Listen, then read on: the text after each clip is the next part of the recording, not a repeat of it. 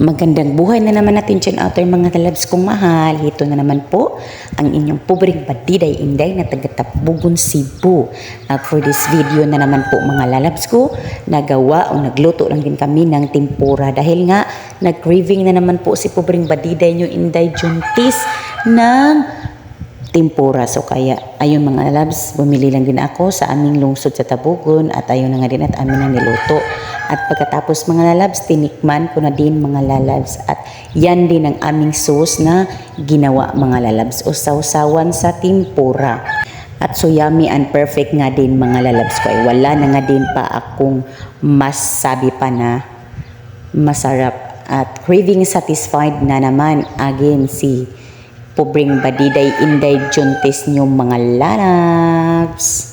At iyon din ang aming chief cook for this tempura making.